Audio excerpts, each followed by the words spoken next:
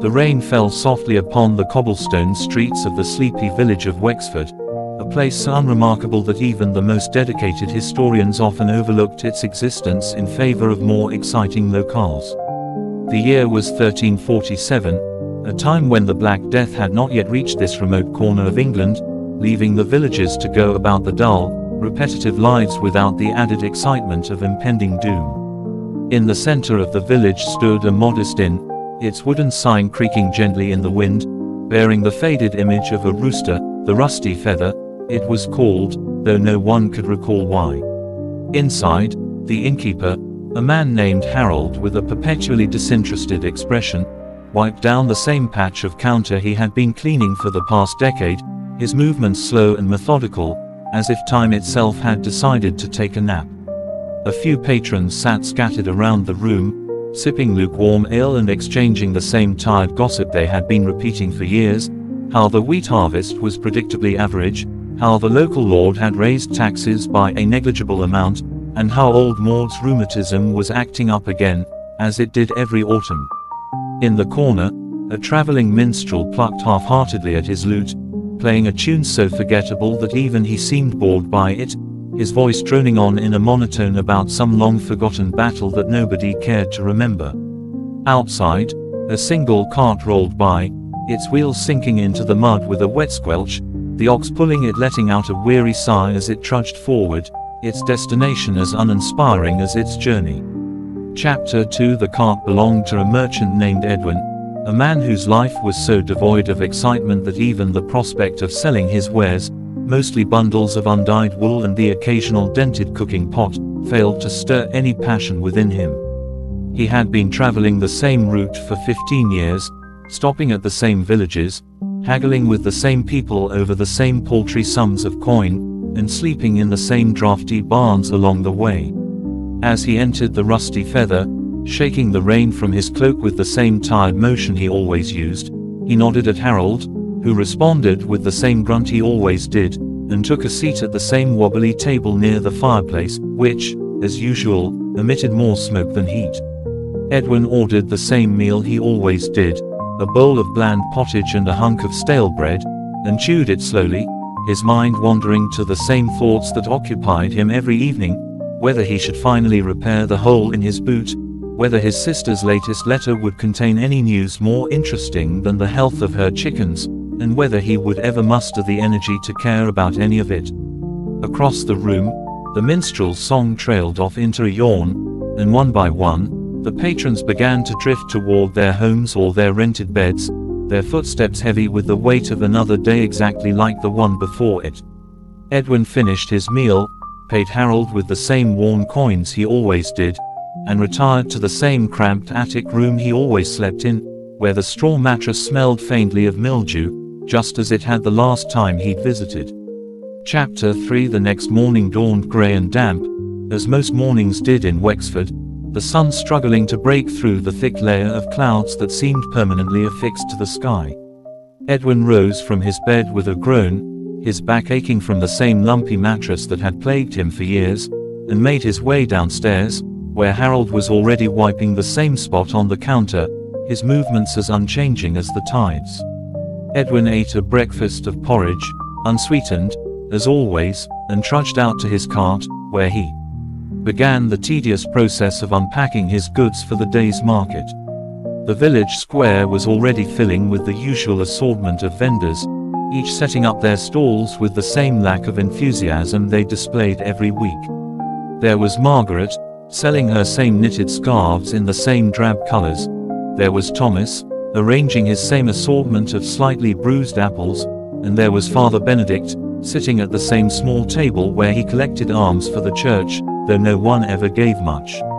Edwin arranged his wares with practiced indifference, then settled onto the same three-legged stool he always used, preparing for hours of listless bartering with customers who would inevitably complain about prices they had no real intention of disputing. The market bell rang, signaling the official start of trading, but the crowd that gathered was as sparse and unenthusiastic as ever, shuffling from stall to stall with the same slow, resigned pace that characterized all life in Wexford. A child kicked a pebble across the square, its skittering sound the closest thing to excitement the village had seen in weeks, and Edwin sighed, knowing that the day would pass exactly as every other market day had before it, without incident, without interest, and without anything worth remembering. Chapter 4. By midday, the market had reached its peak of activity, which is to say that a few more villagers had wandered through, pausing occasionally to examine a product they had no intention of buying before moving on with the same aimless meandering that defined their existence. Edwin had sold 2 lengths of wool, one to the baker's wife, who haggled out of habit rather than necessity, and one to the blacksmith's apprentice, who paid without a word before shuffling away, and was now engaged in the thrilling task of counting the coins in his lockbox, a ritual he performed more out of boredom than any real concern for his profits. Nearby, Margaret and Thomas were engaged in the usual conversation about the weather, a topic they revisited with the same dull regularity as the seasons themselves.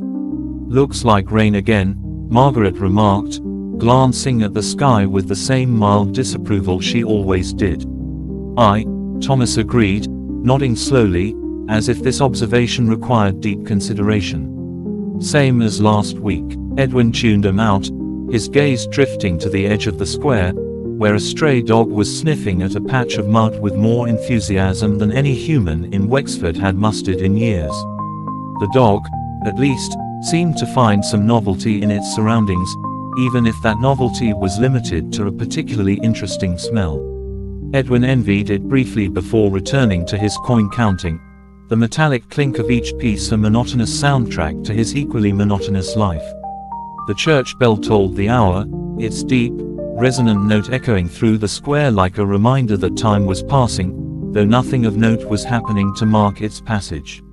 Chapter 5 As the market began to wind down, a process as gradual and uneventful as its opening, Edwin packed up his remaining wares with the same methodical care he always did, folding the unsold wool into neat bundles and securing them in his cart with the same frayed ropes he had been using for years.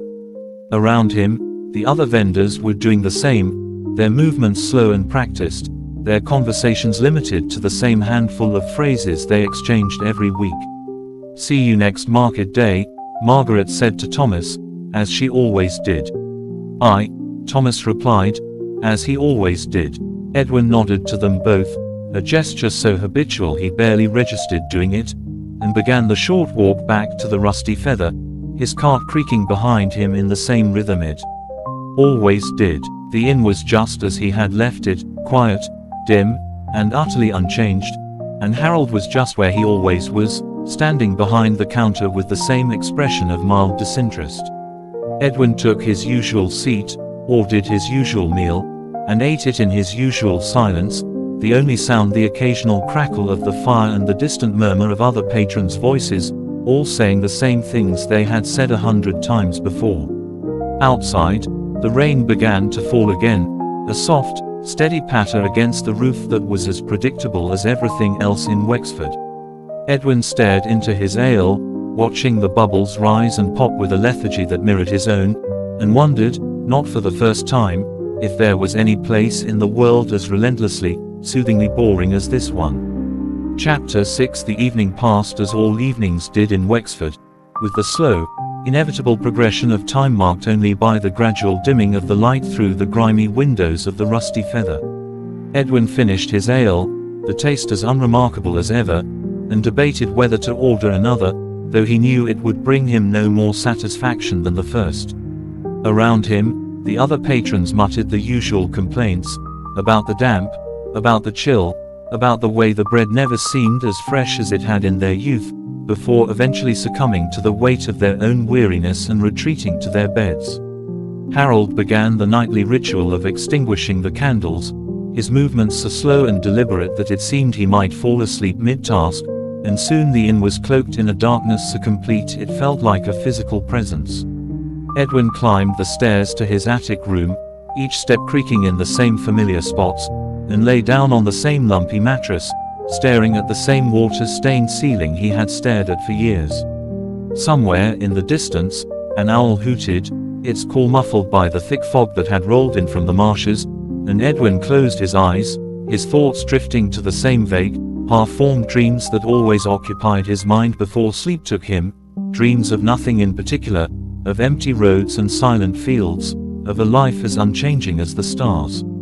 Chapter 7. Morning came, as it always did, with the same pale light filtering through the same cracked shutters, and Edwin rose, his body aching in the same places it always did. He dressed in the same worn tunic and trousers he had worn the day before, and the day before that, and descended the stairs to find Harold already behind the counter, wiping the same spot with the same rag, his expression as blank as an unpainted wall. Breakfast was the same porridge, the same stale bread, the same weak ale, and Edwin ate it without tasting it, his mind already turning to the day's journey, a journey he had made so many times he could have done it blindfolded. The road to the next village, Tinsford, was as unremarkable as Wexford itself, a winding dirt path flanked by fields of barley that swayed in the same listless breeze that always seemed to blow in these parts. Edwin's cart creaked along, the ox plodding forward with the same resigned determination it had shown for years, and the landscape rolled by in a blur of greens and browns so monotonous it was almost hypnotic.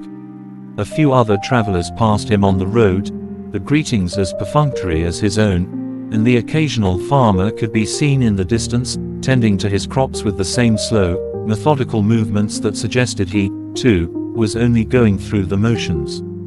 Chapter 8. By midday, Edwin reached the halfway point of his journey, a small crossroads marked by a weathered stone that had once borne an inscription but had long since been worn smooth by time and neglect. He paused here, as he always did, to eat the same simple lunch of cheese and hard bread he always packed, washing it down with a sip of the same lukewarm water from the same dented flask. The crossroads were quiet, as they always were, save for the occasional rustle of a hedgehog or the distant call of a crow, and Edwin sat on the same flat rock he always sat on, chewing slowly, his thoughts as meandering as the road ahead. He wondered, not for the first time, what lay beyond the next village, or the one after that, but the thought was fleeting, brushed aside by the certain knowledge that wherever he went, it would be just as dull as here. The ox lowed softly, a sound more sigh than complaint, and Edwin stood, brushing the crumbs from his tunic with the same absent-minded gesture he always used, before resuming his journey, the cart's wheels turning with the same steady rhythm as his own heartbeat. Chapter 9. The sun was beginning to dip toward the horizon by the time Tinsford came into view, its thatched roofs and squat stone buildings looking no different than they had the last time Edwin had visited.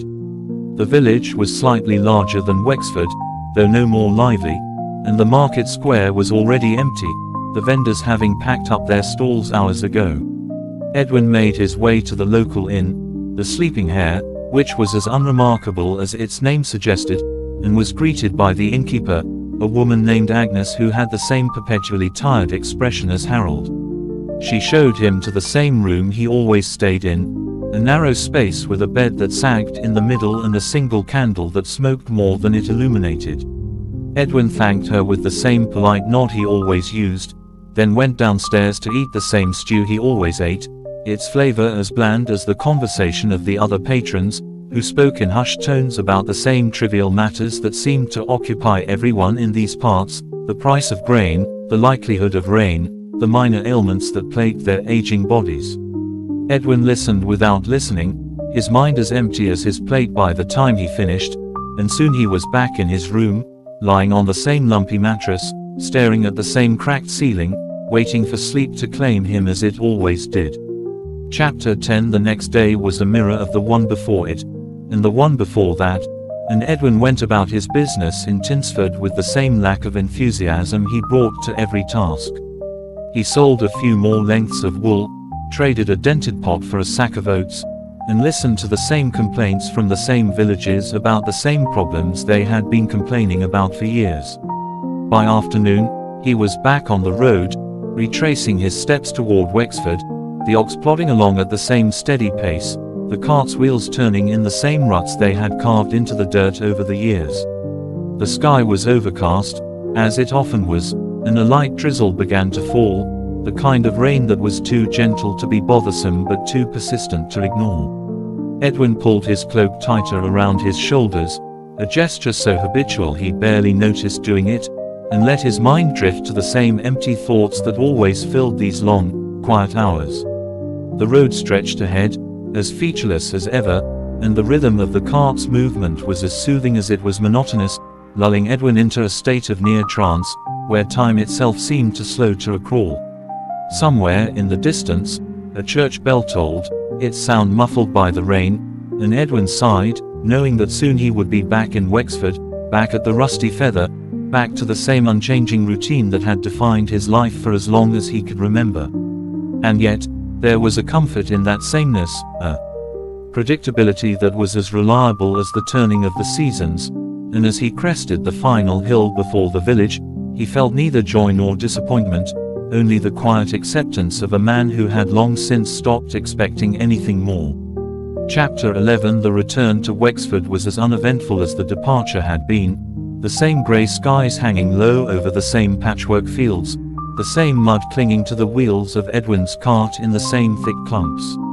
The ox plodded forward without urgency, its hooves sinking into the same well-worn ruts that generations of travellers had carved into the road, and Edwin allowed himself to drift into the same half-aware state that overtook him on these journeys, where the passing of time became something felt rather than measured. A farmer waved at him from a distant field, the gesture so habitual it barely registered, and Edwin lifted a hand in response without thinking, his fingers curling in the same automatic motion they always did. The drizzle thickened into a proper rain, the kind that seeped into wool and made the road slick, but Edwin had long since stopped noticing such discomforts, his cloak damp but not yet soaked, his boots caked with mud but not yet waterlogged. The Rusty Feather appeared through the mist just as it always did, its crooked silhouette a familiar anchor in the monotony, and Edwin guided the ox toward the stable with the same absent-minded competence of a man who had performed the task 1,000 times before. Chapter 12. Inside the inn, the air was thick with the smell of wet wool and wood smoke, the fire in the hearth sputtering weakly against the damp. Harold glanced up from his eternal wiping of the counter and gave Edwin the same nod he always did, a silent acknowledgement that required no words. The usual patrons were in the usual places, their conversations a low hum of the same grievances and observations Edwin had heard for years, how the rain would delay the harvest, how the miller's prices were unfair but unchanging, how the local lord's son had yet to marry, though no one could muster much interest in why. Edwin took his usual seat, the wood of the bench worn smooth by years of use, and accepted a bowl of the same stew he always ate, the chunks of meat and root vegetables swimming in a broth that was neither flavorful nor entirely tasteless. He ate slowly, his spoon scraping against the bowl in the same rhythm as the rain against the roof, and let the murmur of voices wash over him, a sound as steady and meaningless as the rush of a distant river. Chapter 13. The days that followed blended into one another like ink bleeding on damp parchment, each morning indistinguishable from the last. Edwin rose, ate, tended to his cart, and made the same rounds of the same villages, selling the same goods to the same people, haggling over the same pennies with the same half-hearted enthusiasm. The weather shifted between drizzle and mist, never quite committing to a proper storm, and the roads remained passable but muddy, the ox's hooves leaving the same deep prints that would be erased by the next day's rain.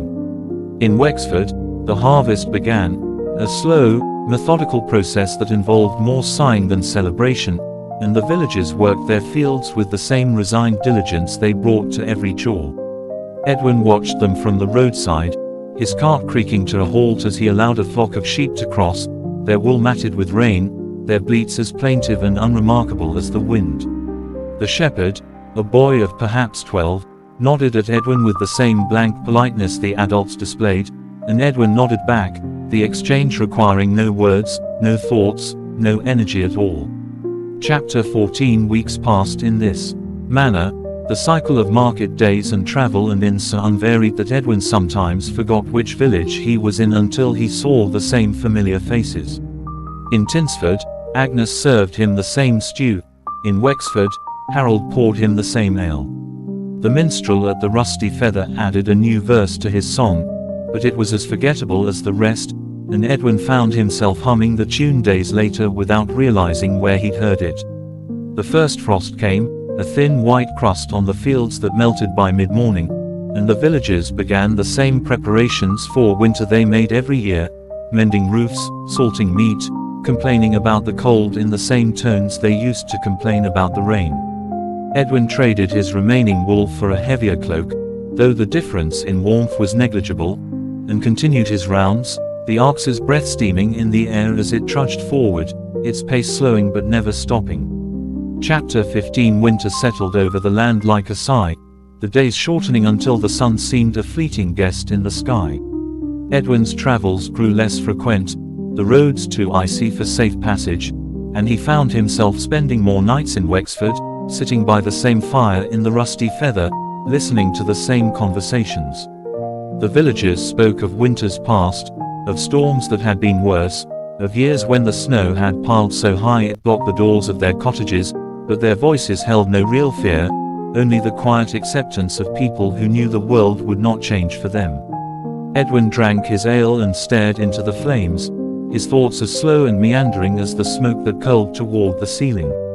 Some nights, the minstrel played, his songs blending together until they became a single, endless drone, and Edwin would find himself nodding off in his chair, lulled by the heat and the monotony. On one such night, he dreamed of the road, of walking forever without arriving, and when he woke, the fire had burned low, the inn was silent, and the cold had seeped into his bones. He stirred, blinked at the embers, and realized with a vague sense of surprise that he felt nothing at all, no restlessness, no longing, no regret.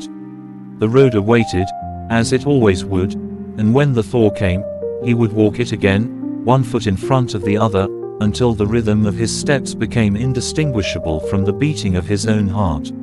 Chapter 16. The winter deepened, its grip on the land as unyielding as the villagers' acceptance of it, and Edwin found himself spending more time indoors than out, the days blending together in a haze of sameness that was neither comforting nor oppressive, simply inevitable.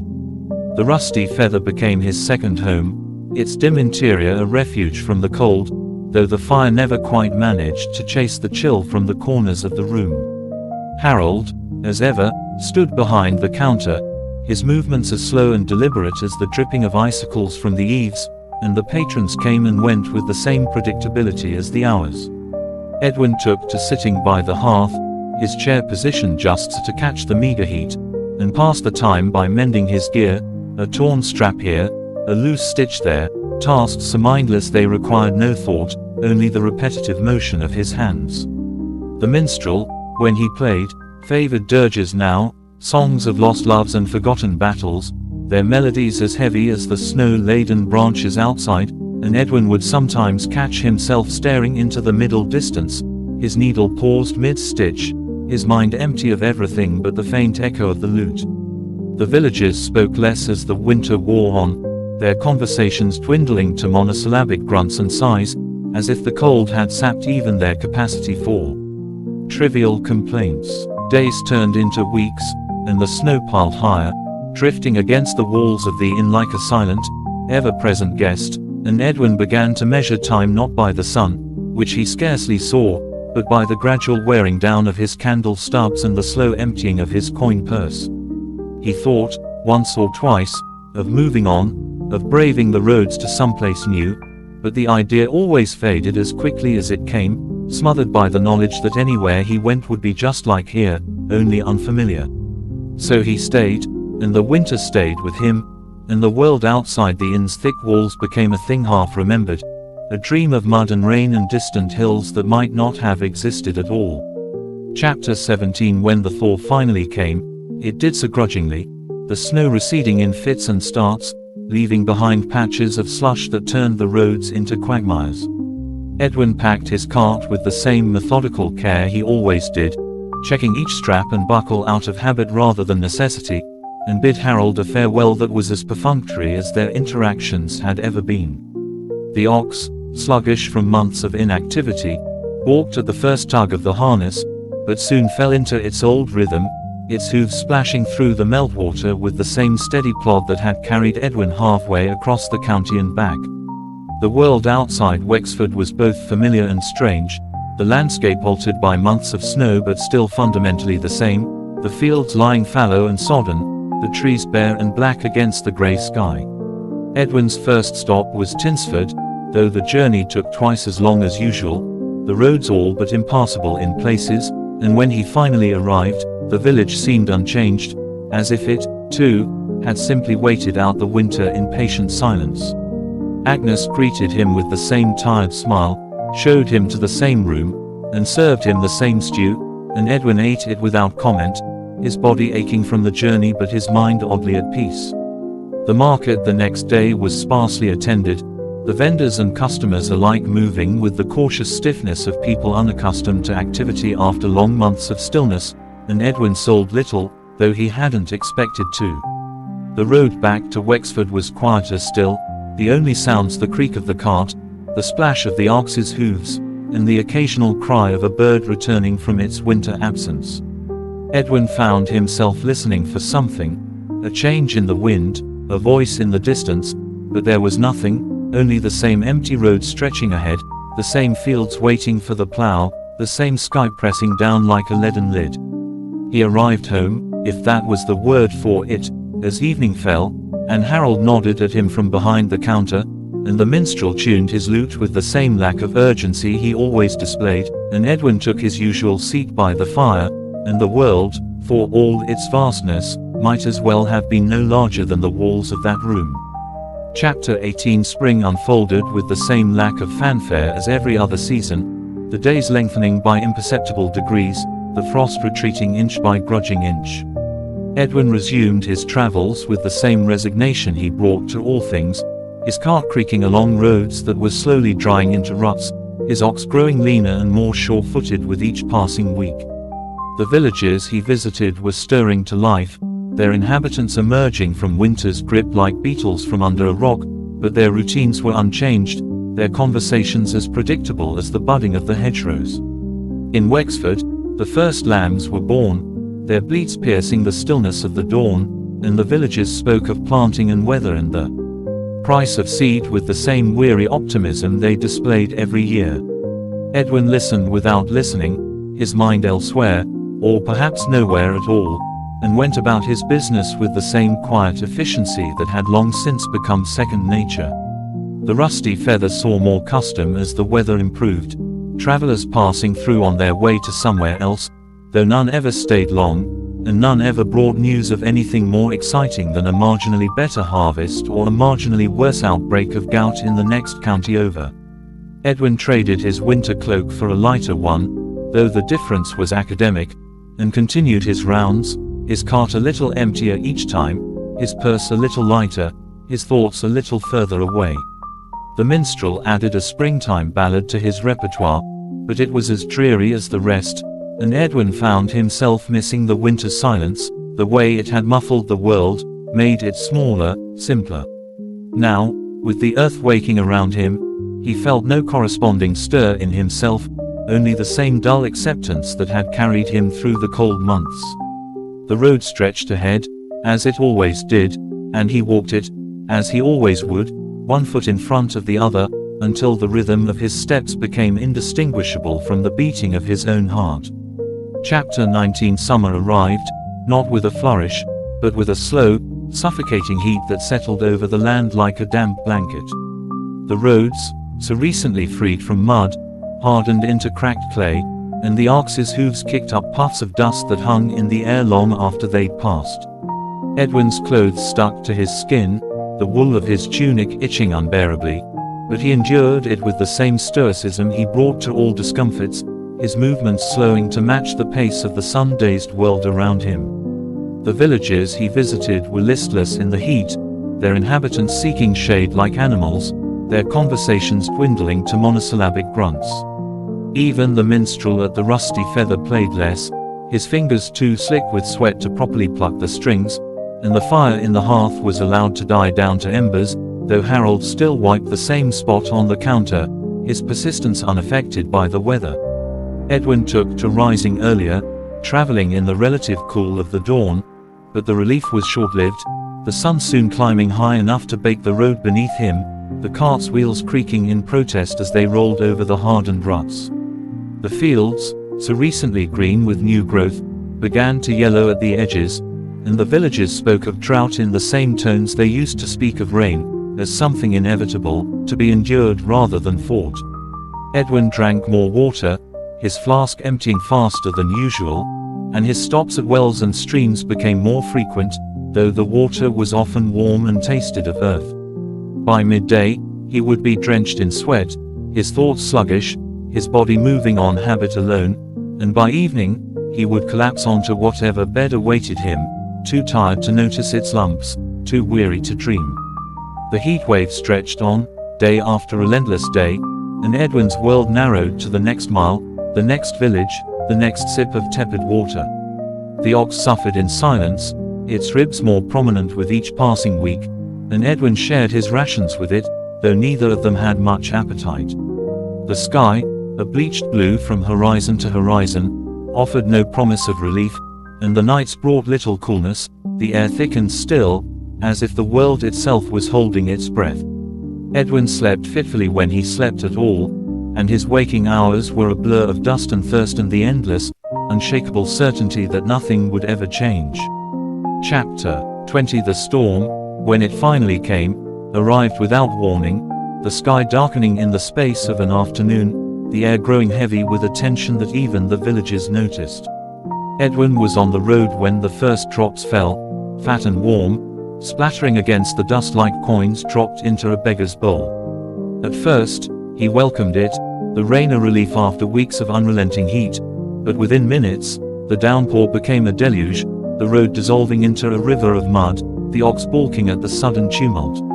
Lightning split the sky, its brilliance stark against the gloom, and thunder rolled across the land like the laughter of some vast, indifferent god.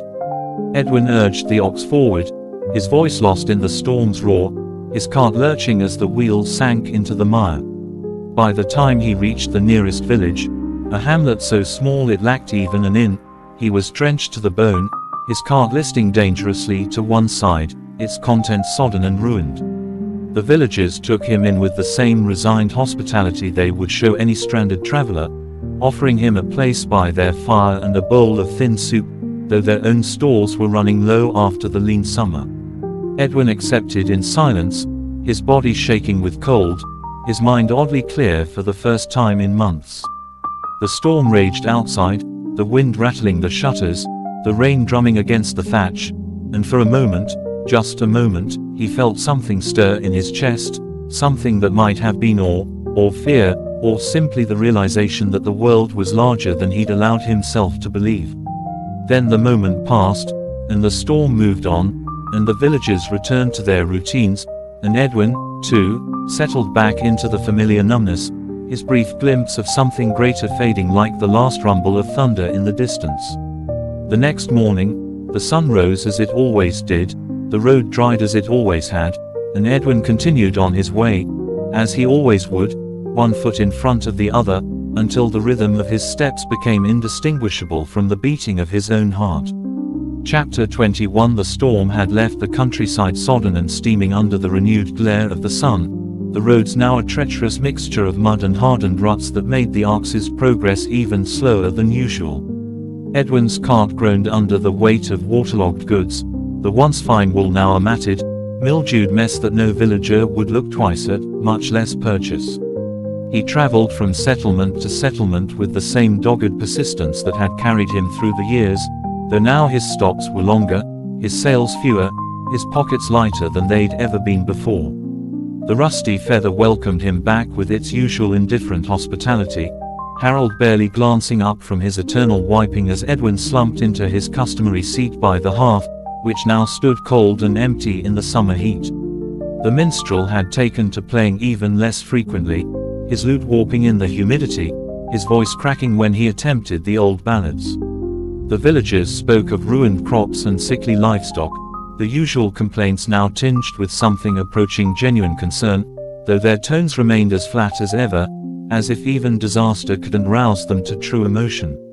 Edwin listened as he always did, nodding at the appropriate moments, sipping his ale between nods, feeling the damp wood of the table beneath his fingers, the rough texture of his own worn tunic against his skin, the weight of the humid air pressing down on his shoulders like a physical thing. Days blended together in a haze of damp wool and lukewarm broth, the occasional traveler passing through with news of worse conditions elsewhere, though none of it seemed to matter much in the end. The harvest would be poor, the winter would be hard, and life would go on as it always had, with or without enthusiasm. Chapter 22. The summer's oppressive heat gave way to an autumn that seemed in no particular hurry to arrive, the trees hesitating to turn color, the air remaining stubbornly thick with moisture long past its usual season. Edwin's travels took on a new rhythm dictated by necessity rather than habit, as he found himself bartering more often than selling, trading his damaged goods for whatever meager provisions the villages could spare. A length of mildewed wool might fetch a handful of turnips now, where once it would have commanded at least a few coins, and Edwin accepted these exchanges with the same quiet resignation he brought to all things. The ox grew thinner, its ribs pressing against its dull coat, and Edwin found himself walking more often than riding, sparing the beast what labor he could. The road between Wexford and Tinsford became familiar in a new way, each rut and stone imprinted on his memory not through any conscious effort, but simply through endless repetition. He could have walked it blindfolded by now, his feet knowing where to step before his eyes could register the terrain. The villagers along the route began to recognize him not as a merchant, but as a permanent feature of the landscape, like the old oak that marked the crossroads or the standing stone near Miller's Brook.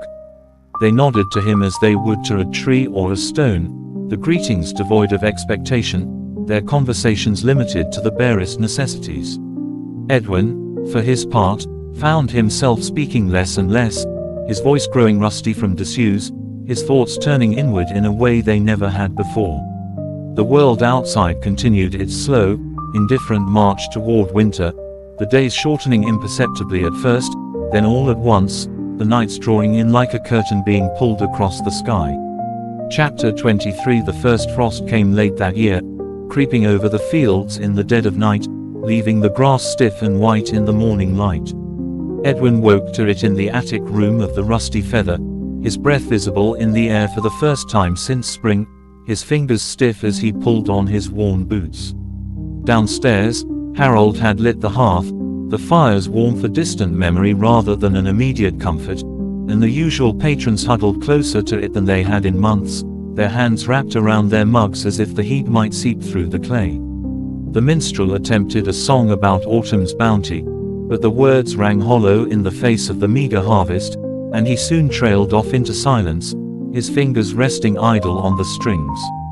Edwin ate his porridge slowly, savoring what little warmth it offered, and contemplated the road ahead. Winter travel would be difficult this year, with fewer provisions and a weaker ox, but stopping meant staying, and staying meant admitting that this was his life now, that the road had led him nowhere, and would continue to lead him nowhere for as long as he kept walking it. The thought should have troubled him, but it didn't.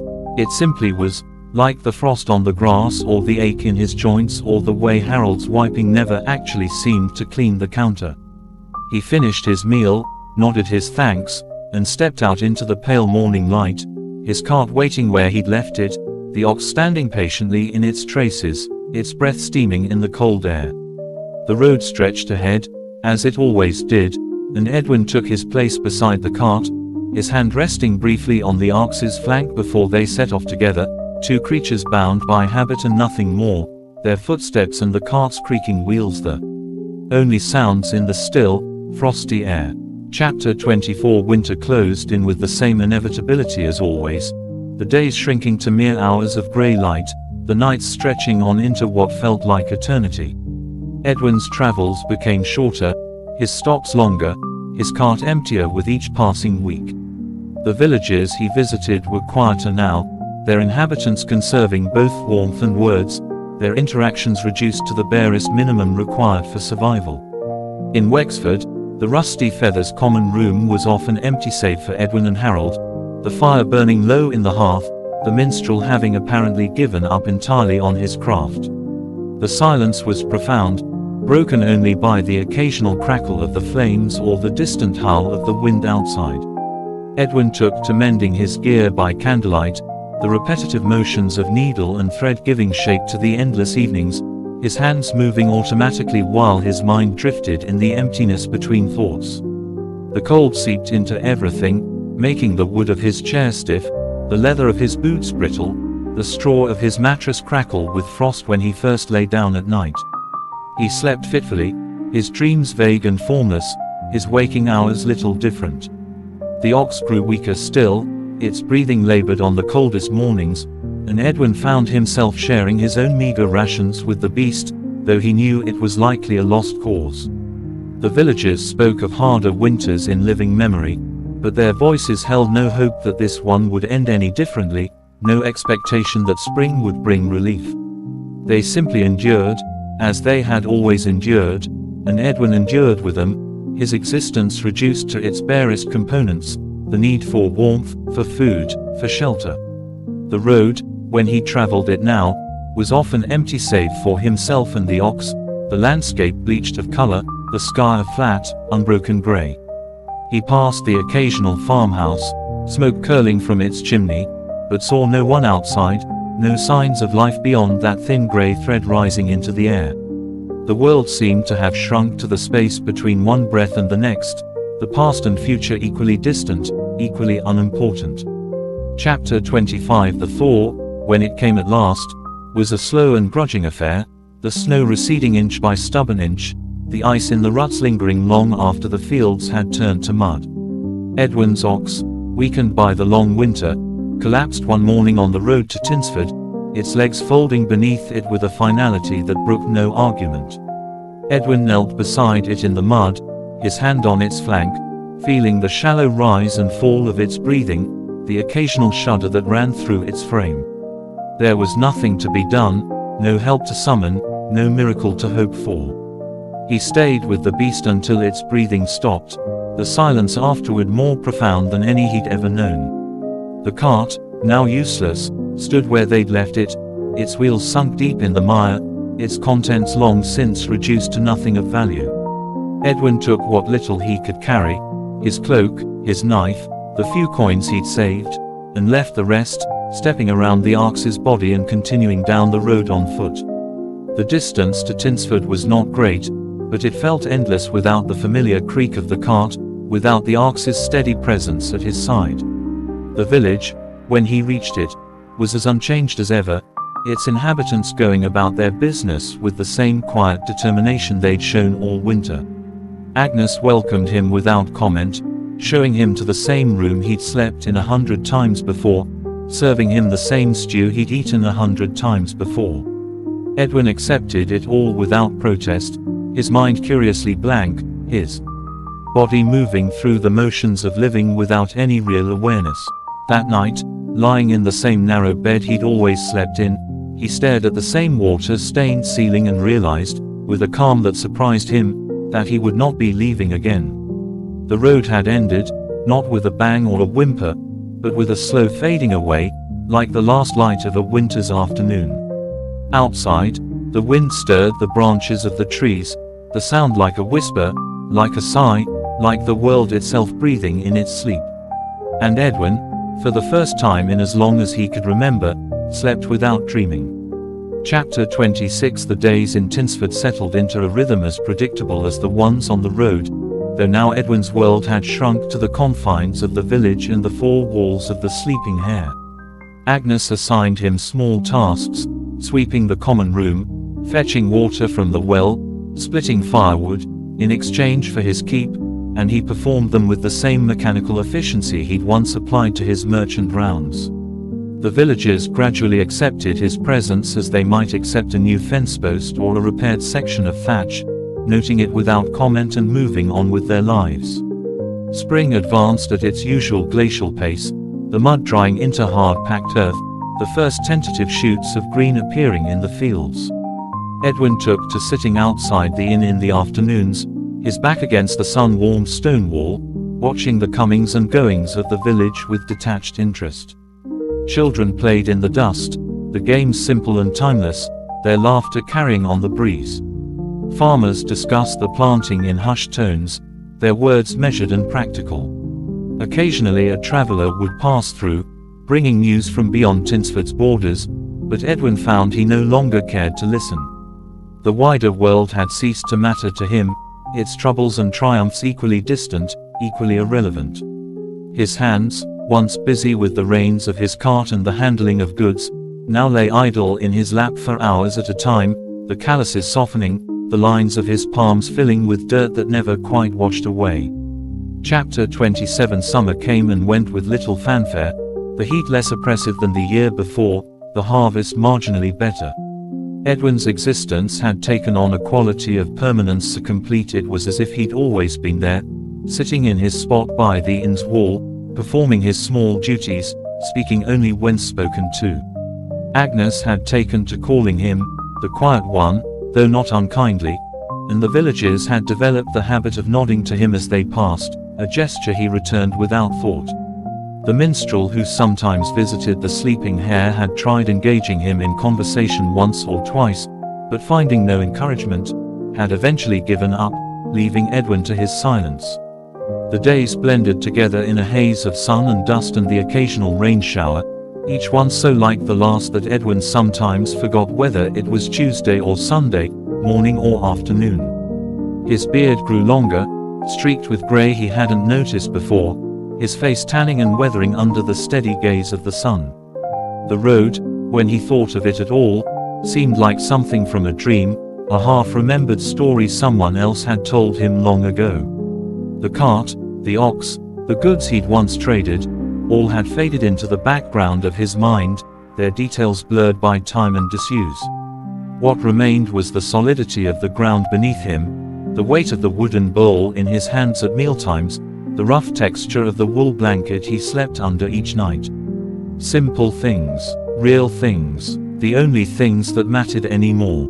Chapter 28. The leaves turned, then fell, then were swept away by the autumn winds, and winter settled over Tinsford like a familiar cloak. Edwin's spot by the inn's wall moved indoors, to a corner near the hearth where he could watch the flames dance without feeling their heat. The villagers came and went, their faces growing leaner as the season wore on, their conversations turning to the usual worries about stores and firewood and the health of their livestock. Edwin listened without listening, his gaze fixed on some middle distance only he could see, his hands folded in his lap. Agnes had given him a new task, mending the inn's linens, and he worked at it methodically, his needle moving in and out of the fabric with a rhythm as steady as his own heartbeat. The minstrel, when he visited, no longer played songs of adventure or romance, but simple tunes meant to soothe rather than excite, their melodies as unassuming as the dust motes floating in the shafts of pale winter light. Outside, the snow fell, blanketing the village in silence, muffling the occasional sounds of life that might otherwise have disturbed the peace. Edwin found he liked the snow, the way it simplified the landscape, reducing the world to its essential shapes and forms.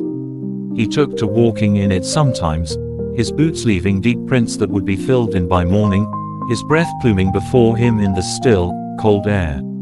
The road out of town was still there, of course, buried under drifts that would melt come spring, but Edwin never ventured far enough to see it.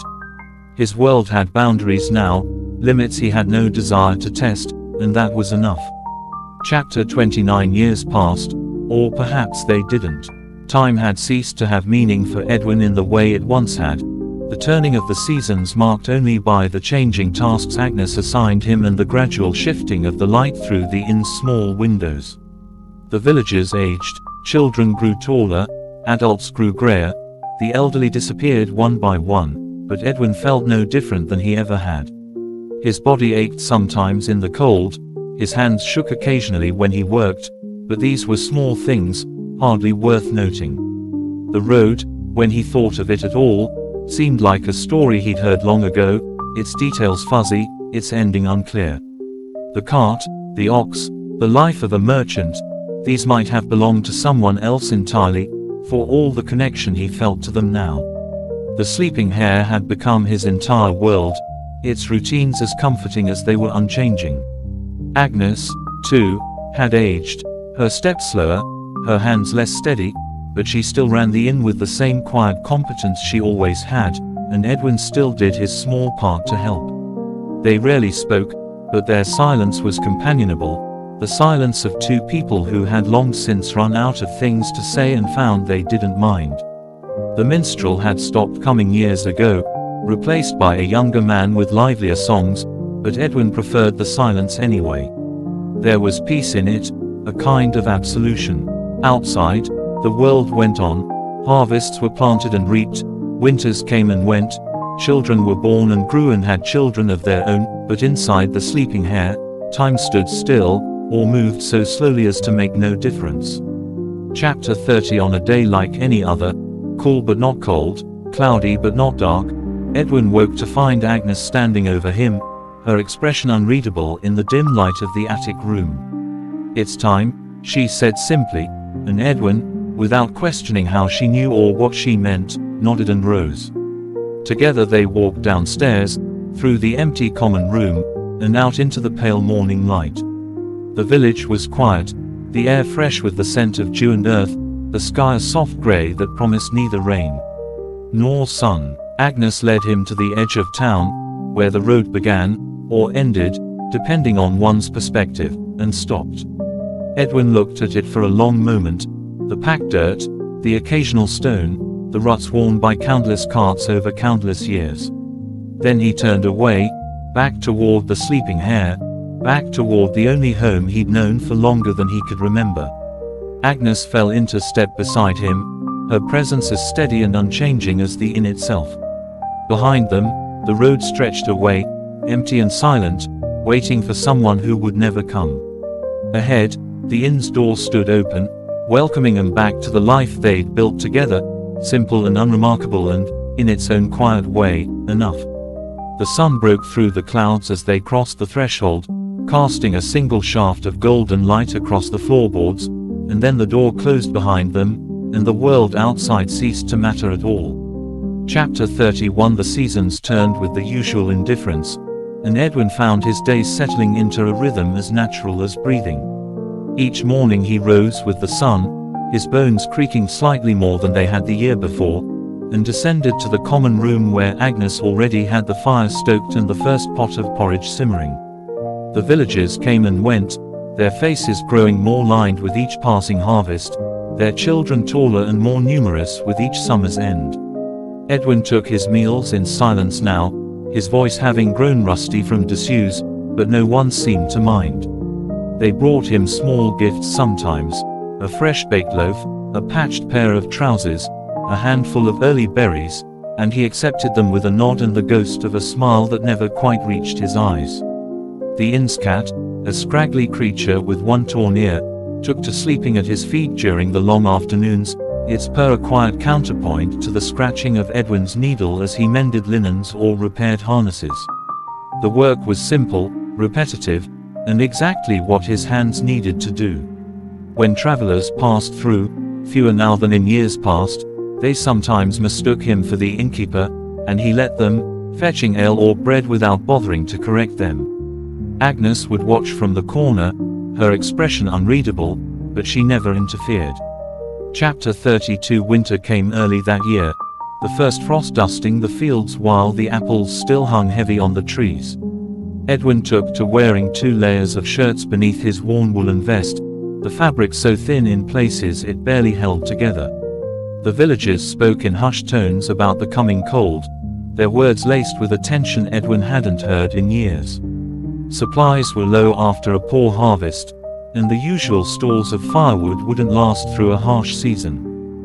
Agnes began counting their remaining barrels of flour with a grim expression, measuring out portions with hands that shook slightly more than usual. Edwin found himself staring at the inn's walls more often, noticing cracks in the plaster he'd never seen before, the way the beams sagged just slightly under the weight of years. Time, it seemed, was catching up to the sleeping hare just as it was to everything else. One particularly bitter morning, Edwin woke to find his fingers stiff and uncooperative, the knuckles swollen and red. He flexed them slowly by the fire, watching as the heat brought feeling back in painful increments, the cat rubbing against his ankles as if in sympathy. Agnes wordlessly placed a mug of hot cider in his hands, the steam curling around his face, and for the first time in longer than he could remember, Edwin felt something akin to gratitude. not for the drink, or the fire, or even the company, but simply for the fact of being there, in that moment, with the cold kept at bay for just a little while longer. Chapter 33. The deepest part of winter brought with it a silence so complete it seemed to swallow the village whole. Snow piled against the inn's walls in drifts taller than a man, and the villagers huddled in their homes, emerging only when absolutely necessary. Edwin and Agnes kept the sleeping hare's fire burning day and night, the hearth becoming the center of the shrunken world. They spoke little, conserving both warmth and energy, their communication reduced to gestures and shared glances. The cat disappeared for 3 days, returning thin and bedraggled with a dead mouse clutched in its jaws, which it deposited proudly at Edwin's feet before collapsing into exhausted sleep. He left the offering where it lay, too tired to move it, and Agnes pretended not to notice. The cold seeped into everything, making the floorboards creak with protest, the mugs stick to the table, the blankets stiff with frost each morning. Edwin's breath came in white puffs even indoors, and he took to sleeping in the common room rather than the frigid attic, curled on a bench near the embers with the cat pressed against his back for warmth. Time lost all meaning in that endless white landscape, the days blurring together until Edwin couldn't remember if it was Sunday or Thursday, January or February. The only certainty was the cold, and the fire, and Agnes's quiet presence moving through the rooms like a shadow. Chapter 34. When the thaw finally came, it arrived with a violence that startled them all. Rain fell in great sheets, turning the snow to slush and the roads to rivers of mud. The villagers emerged from their homes blinking like moles, their faces pale from months indoors, their voices hoarse from disuse. Edwin stood in the inn's doorway watching the meltwater carve channels through the frozen earth, the sound of dripping eaves a constant percussion all around him. Agnes began airing out the linens, her movements slow but determined, while Edwin swept out months of accumulated dust and tracked in snow. The cat stalked through the puddles with disdain, its tail twitching at the unfamiliar wetness. Life, it seemed, was returning to Tinsford whether they were ready for it or not. The first travelers appeared within a week, a pair of mud-spattered merchants with news from beyond the valley, and the sleeping hare's common room slowly regained its familiar rhythms. Edwin resumed his place by the hearth, his mending pile growing steadily as winter-worn clothing found its way to him. His hands still ached in the damp, but the work gave them purpose, and he found a strange comfort in the repetitive motion of needle through fabric. Agnes watched him sometimes when she thought he wasn't looking, her expression caught between fondness and something else, something that might have been regret, or resignation, or simply the weight of years pressing down. Edwin pretended not to notice, just as he pretended not to notice the new streaks of grey in her hair, or the way her steps hesitated slightly before taking the stairs. Some things were better left unacknowledged. Chapter 35. Spring unfolded with a gentleness that felt almost apologetic after the harsh winter. The fields greened overnight, wildflowers pushing through the damp earth in clusters of yellow and purple. Edwin took to sitting outside again, his bench worn smooth from years of use, the cat sprawled beside him in a patch of sunlight. The villagers went about their planting with quiet determination, their movements slower than Edwin remembered from years past, but no less purposeful. Children played in the lanes, their laughter floating on the breeze, while their parents discussed crops and weather and the occasional bit of gossip. Life, in all its mundane glory, had returned to Tinsford. Inside the sleeping hare, Agnes began preparing for the summer travelers, airing out the guest rooms and counting their remaining stalls with a critical eye. Edwin helped where he could, his hands steadier now that the warmth had returned, his breathing easier in the mild air. They worked in comfortable silence, their routines so deeply ingrained they required no discussion. Sometimes, in the quiet hours between supper and sleep, Edwin would catch Agnes looking at him with an expression he couldn't quite name, something between curiosity and contentment, and he would nod, just slightly, before returning to his mending or his ale or whatever small task occupied his hands. The road, when he thought of it at all, seemed like a dream from another lifetime, a story someone had told him once but he'd since forgotten. This was his life now, the inn, the cat, the quiet companionship of Agnes, and it was enough. More than enough. The sun set each evening over the same fields, rose each morning over the same rooftops, and Edwin, for the first time in longer than he could remember, was exactly where he belonged. Chapter 36. The summer heat arrived like an old acquaintance, unremarkable in its familiarity, yet impossible to ignore. Edwin found himself rising earlier each morning to complete his chores before the sun grew too oppressive, his hands moving automatically through tasks that had long since become second nature.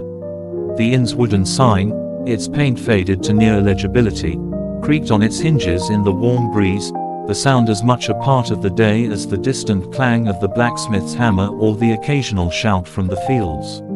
Agnes took to wearing her thinnest linen dress, the fabric worn soft from countless washings, and Edwin noticed, not for the first time, how the sunlight caught the silver strands in her hair, turning them to threads of pale gold in the late afternoon. The cat abandoned its usual spot by the hearth in favor of shady patches beneath the benches, its belly rising and falling in slow, heat-drugged rhythm. Travelers came more frequently now, their faces red from the sun, their thirst seemingly unquenchable as they drained mug after mug of Agnes's small beer. Edwin watched them come and go with the same detached interest he might give to clouds passing overhead, their conversations washing over him without leaving any impression. Only when Agnes's voice grew hoarse from too much talking did he step in, taking over the serving with silent efficiency, his presence so expected that none of the guests thought to question it. Chapter 37. The rhythm of the days took on a quality so soothing it was almost hypnotic. Up with the sun, chores in the cool morning hours, rest during the heat of midday, then more work as the shadows lengthened across the packed earth of the inn yard. Edwin's hands, though still stiff at times, moved with a surety born of decades of repetition, whether mending a torn shirt or turning a spit over the fire. Each motion was precise, economical, devoid of wasted effort.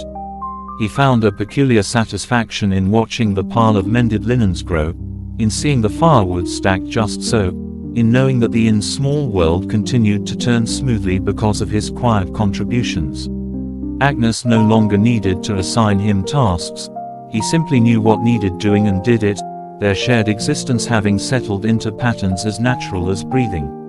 Sometimes, when the evening was particularly still, they would sit together on the bench outside, listening to the distant sounds of the village settling in for the night, a door closing here, a child's laugh there, the occasional snatch of song from a late returning farmer. They didn't speak during these moments, but the silence between them was comfortable, worn smooth by years of companionship.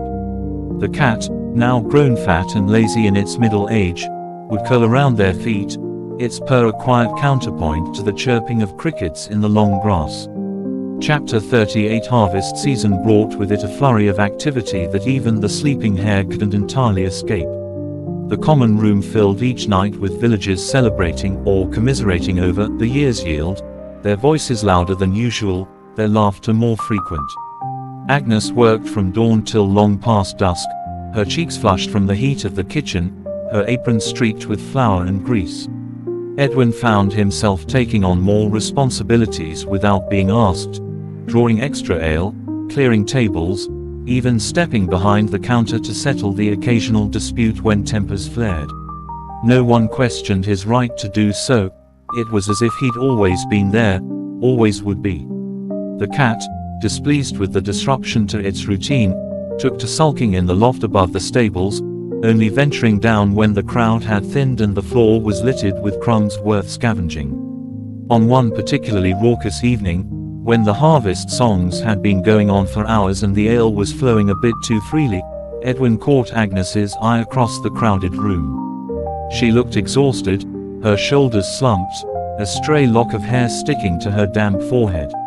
Without a word, he took the tray from her hands and jerked his head toward the kitchen, a silent order to rest. She hesitated only a moment before nodding, her gratitude evident in the slight softening around her eyes. That night, long after the last patron had staggered home, Edwin found a slice of fresh baked apple pie waiting on the kitchen table, still warm from the oven, the cinnamon scent filling the air. He ate it slowly, savoring each bite, while Agnes pretended not to watch from the doorway. Chapter 39. The first chill of autumn arrived on a wind that smelled of wood smoke and dying leaves. Edwin felt it in his bones before he saw its effects, a dull ache in his joints that hadn't been there the year before, a stiffness in his knees when he rose each morning. Agnes, too, moved more carefully now, her steps measured as she navigated the inn's familiar spaces. They began preparing for winter earlier than usual, as if some unspoken agreement had passed between them that this year's cold would need extra precautions. Edwin checked every shutter hinge, stuffed rags into every drafty crack, while Agnes inventoried their stalls with renewed diligence. The cat, sensing the change in seasons, grew more affectionate, curling up in laps it had previously ignored and mewing plaintively for scraps at mealtimes. Villagers stopped by less frequently as the days shortened, their own winter preparations keeping them close to home. The quiet that settled over the sleeping hare was different from the oppressive silence of deep winter, softer, more contemplative, as if the inn itself was pausing to catch its breath before the long cold set in. Edwin took to sitting by the fire in the evenings, not because he needed the warmth yet, but because he enjoyed watching the flames dance across the weathered floorboards. Agnes would often join him, her knitting needles clicking softly, the wool pooling in her lap like liquid shadow. They spoke little, but the silence between them was rich with understanding, woven from years of shared experience.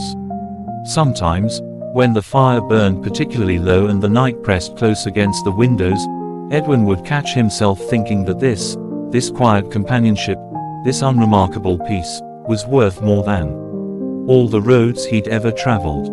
Chapter 40. Winter came gently that year, the first snow falling in fat, lazy flakes that melted on contact with the still warm earth.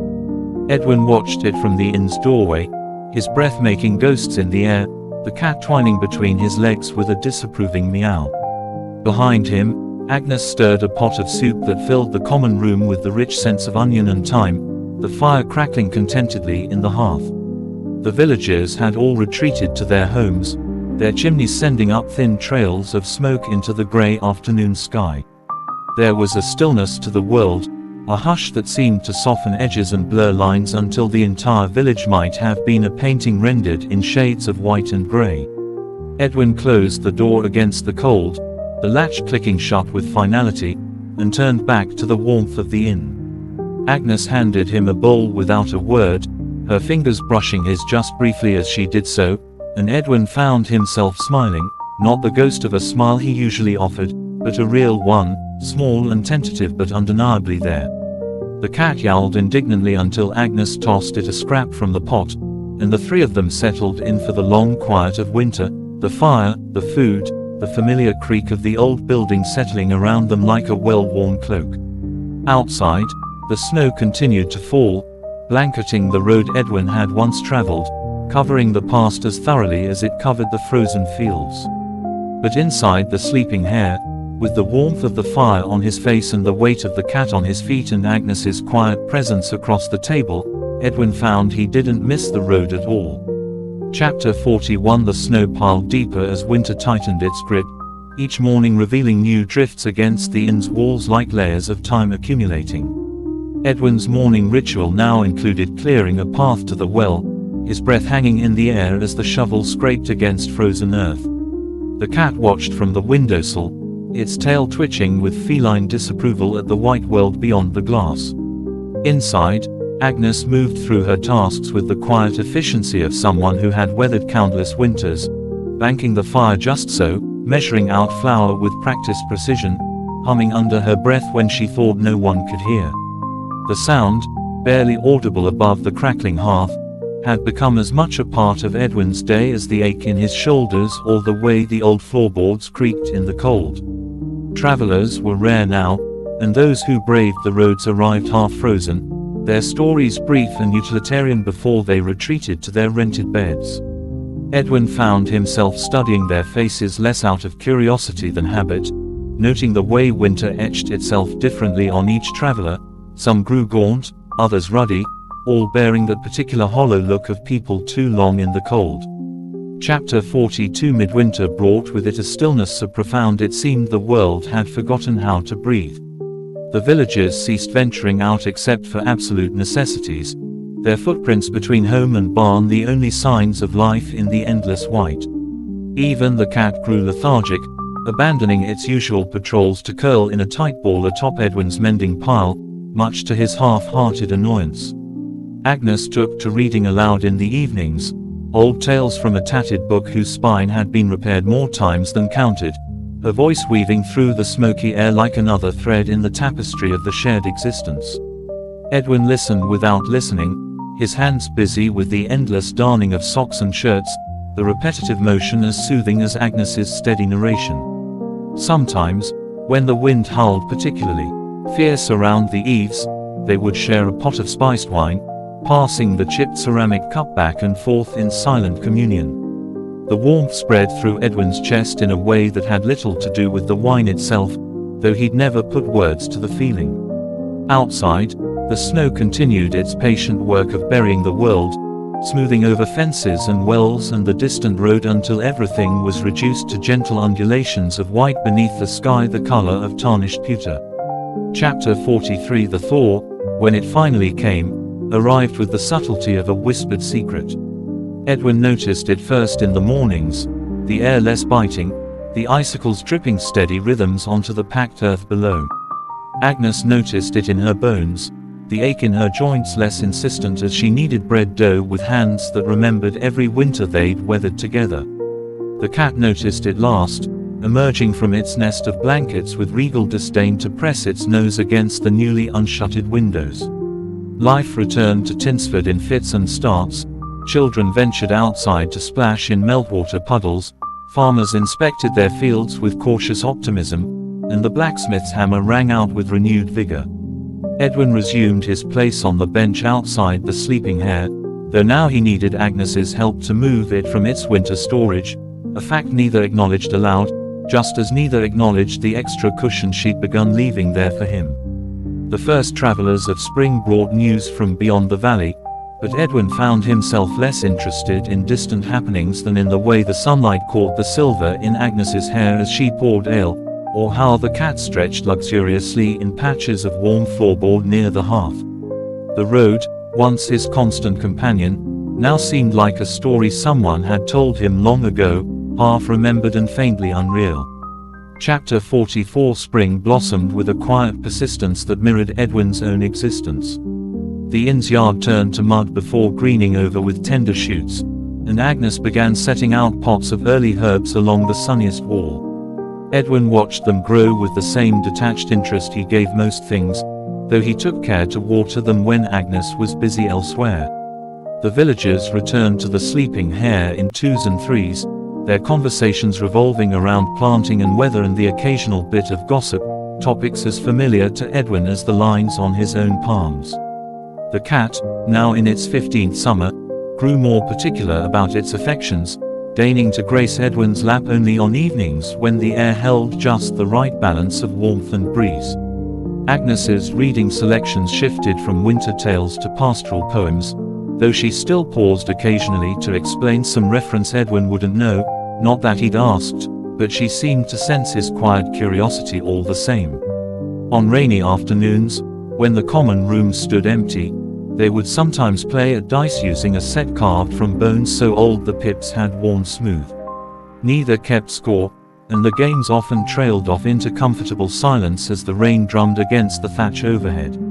Edwin couldn't remember when he'd last felt so at peace with stillness.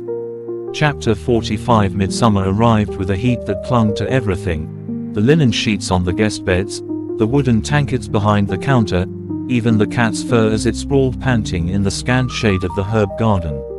Edwin took to rising before dawn to complete his chores, the morning air cool against his skin as he hauled water and split kindling. Agnes slept later these days, her breathing deep and even behind the thin curtains separating her alcove from the common room, and Edwin moved quietly so as not to disturb her, The rhythm of the days had settled into something profoundly unremarkable. Breakfast in companionable silence, tasks attended to without discussion, evenings spent watching fireflies dance beyond the open doorway. Sometimes, when the heat broke just enough to make walking pleasant, they would take slow turns around the inn yard, Agnes pointing out which plants needed tending while Edwin nodded along. The cat trailed after them like a small, disgruntled shadow, pausing to bat at moths or lick its paws with exaggerated dignity. On one such evening, as the first stars pricked through the twilight, Agnes's hand brushed Edwin's as they walked, just briefly, just enough to feel the calluses earned from decades of work, and neither pulled away.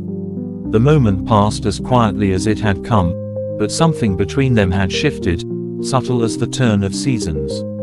That night, lying in his narrow bed, Edwin listened to the familiar sounds of the sleeping inn, Agnes's soft snores, the cat's paws pattering across floorboards, the endless song of crickets in the long grass, and realized, with a calm certainty, that he was home. Chapter 46. The summer heat reached its zenith, pressing down on the thatched roof of the sleeping hare like a physical weight. Edwin found himself moving through the days at half speed, his usual tasks taking longer as he paused frequently to mop his brow with the faded kerchief Agnes had given him years before. The cat abandoned all pretense of dignity, sprawling belly up on the cool stone floor of the pantry, its fur damp with sweat. Agnes took to brewing mint tea in the mornings, the sharp scent cutting through the lethargic air, and Edwin drank it without complaint, though he'd never developed a taste for it. The villagers came to the inn less for ale and more for the relative coolness of its thick stone walls, their conversations languid and sparse as if words too required energy they couldn't spare. Children napped in the shade of the oak tree out back, their limbs splayed like starfish, while their parents fanned themselves with whatever came to hand, hats, pieces of bark, the occasional chicken feather. Edwin and Agnes developed a silent system for enduring the worst of the heat. She would take the morning hours when the kitchen was coolest to bake, while he handled the evening chores when the sun dipped below the treeline. Their paths crossed less during these days, but when they did, passing in the hallway or sharing a brief meal, there was a comfort in the familiarity of each other's sweat-streaked faces, in the way they both knew without speaking exactly how the other took their tea. Chapter 47. The summer storms arrived suddenly one evening, breaking the heat with a violence that sent the cat scrambling under the nearest bed. Edwin watched from the doorway as lightning split the purple sky, illuminating the rain-lashed yard in flashes of silver. Agnes joined him, her shoulder brushing his as they stood together in silence, the cool wind carrying the scent of wet earth through the open door. When the first hailstones began to fall, pea-sized at first, then as large as walnuts, Edwin instinctively reached to pull Agnes back from the threshold, his hand lingering on her arm a moment longer than necessary. Neither commented on it, just as neither commented on how they both lingered there long after the storm had passed its peak, watching the rain sheet across the packed earth of the inn yard. The next morning brought a world washed clean, the air crisp and smelling of green things, the puddles reflecting shards of blue sky. Edwin found Agnes in the herb garden, salvaging what she could from the storm's damage, her skirts damp from kneeling in the wet grass. Without a word, he fetched a dry cloth from the kitchen and handed it to her, their fingers brushing in the exchange. The cat emerged from its hiding place with an air of wounded dignity, shaking each paw fastidiously as it picked its way through the debris. By noon, the heat had begun to creep back, but the memory of the storm's cool breath lingered in the corners of the inn, in the damp patches on their clothing, in the unspoken understanding that passed between them as they went about the day. Chapter 48. Harvest season arrived with its usual flurry of activity, though this year Edwin noticed more silver hairs mixed in with the gold when Agnes tied her kerchief back each morning. The villagers came to the inn in greater numbers now, their laughter louder, their voices hoarse from singing as they celebrated another year's yield. Edwin found himself stepping in more often to help, drawing ale, clearing plates, even telling the occasional story when pressed, his presence at the sleeping hare having shifted from guest to fixture so gradually no one could pinpoint exactly when it happened. The cat, now too old to bother with mice, nonetheless made a great show of patrolling the common room during busy evenings, accepting scraps and scratches with regal condescension. Agnes worked harder than ever, her hands moving ceaselessly from dawn till long past dusk, but Edwin noticed she smiled more during these weeks, small, private smiles when she thought no one was looking, usually directed at some particularly plump loaf of bread or a well-polished tankard. One evening, when the last of the harvest revelers had stumbled home and the inn stood quiet at last, Edwin found a slice of fresh blackberry pie waiting on the kitchen table, still warm from the oven, the juices staining the plate a deep purple. Agnes pretended not to watch as he ate it, her hands busy wiping down counters that were already clean, but when he made a small sound of appreciation, hardly more than a hum, her shoulders relaxed in a way that spoke volumes. The cat, ever opportunistic, wound between their legs, purring loudly as if to underscore the moment. Chapter 49. Autumn arrived in a blaze of color, the trees around Tinsford turning first gold, then crimson, then bare in what felt like the span of a few short weeks. Edwin took to wearing his thicker shirt again, the fabric soft from years of wear, the elbows patched with careful stitches that were neither his nor Agnes's work but some collaborative effort between them. The inn's routines shifted subtly with the changing season, more time spent mending winter clothes, less airing of linens, the gradual reintroduction of stew to the menu. Agnes began leaving an extra blanket at the foot of Edwin's bed, appearing there as if by magic on the first truly chilly night, its wool scratchy but warm. The cat, feeling the approach of winter in its bones, grew more clingy, abandoning its usual haunts to curl in Edwin's lap whenever he sat down, its purr a steady vibration against his thighs. Visitors became fewer as the days shortened, leaving long stretches of quiet in which Edwin and Agnes moved around each other with the ease of people who had shared space for decades rather than years. Sometimes, when the fire burned particularly low and the evening stretched before them, Agnes would reach across the table to adjust Edwin's grip on his darning needle, her fingers warm and rough against his, or Edwin would wordlessly refill Agnes's cup when her tea ran low. These small gestures had become their own language, richer and more nuanced than words could ever be. Outside, the wind stripped the last leaves from the trees, scattering them across the inn-yard like so many memories, but inside the sleeping hair, all was warmth and quiet companionship. Chapter 50. The first snow of winter fell softly, dusting the rooftops of Tinsford with a lacework of white. Edwin watched it from the inn's doorway, his breath making ghosts in the cold air, the cat pressed against his ankles with a disapproving meow. Behind him, Agnes stirred a pot of soup that filled the common room with the rich scents of onion and thyme, the fire crackling contentedly in the hearth. The villagers had all retreated to their homes, their chimneys sending up thin trails of smoke into the grey afternoon sky. There was a stillness to the world, a hush that seemed to soften edges and blur lines until the entire village might have been a painting rendered in shades of white and grey. Edwin closed the door against the cold, the latch clicking shut with finality, and turned back to the warmth of the inn. Agnes handed him a bowl without a word, her fingers brushing his just briefly as she did so, and Edwin found himself smiling, not the ghost of a smile he usually offered, but a real one, small and tentative but undeniably there.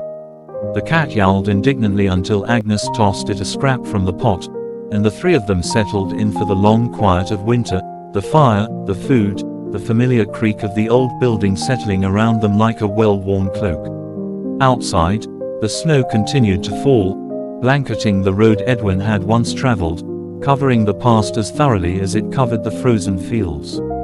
But inside the sleeping hare, with the warmth of the fire on his face and the weight of the cat on his feet and Agnes's quiet presence across the table, Edwin found he didn't miss the road at all. Chapter 51. The deep winter settled over Tinsford like a heavy blanket, muffling sound and slowing time. Edwin's mornings now began with clearing a path to the well, his breath hanging in the air as the shovel scraped against frozen earth. The cat watched these efforts from the windowsill, its tail twitching with feline disapproval at the white world beyond the glass. Inside, Agnes moved through her tasks with the quiet efficiency of someone who had weathered countless winters, banking the fire just so, measuring out flour with practiced precision, humming under her breath when she thought no one could hear. The sound, barely audible above the crackling hearth, had become as much a part of Edwin's day as the ache in his shoulders or the way the old floorboards creaked in the cold. Travelers were rare now, and those who braved the roads arrived half-frozen, their stories brief and utilitarian before they retreated to their rented beds.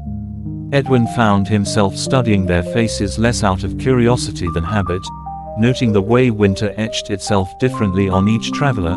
Some grew gaunt, others ruddy, all bearing that particular hollow look of people too long in the cold.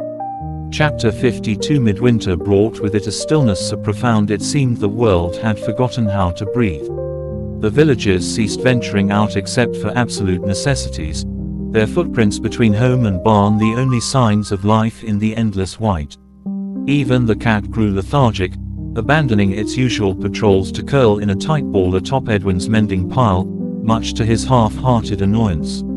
Agnes took to reading aloud in the evenings, old tales from a tattered book whose spine had been repaired more times than counted, her voice weaving through the smoky air like another thread in the tapestry of the shared existence. Edwin listened without listening, his hands busy with the endless darning of socks and shirts, the repetitive motion as soothing as Agnes's steady narration. Sometimes, when the wind howled particularly fierce around the eaves, they would share a pot of spiced wine, passing the chipped ceramic cup back and forth in silent communion. The warmth spread through Edwin's chest in a way that had little to do with the wine itself, though he'd never put words to the feeling. Outside, the snow continued its patient work of burying the world, smoothing over fences and wells and the distant road until everything was reduced to gentle undulations of white beneath a sky the color of tarnished pewter. Chapter 53. The thaw, when it finally came, arrived with the subtlety of a whispered secret.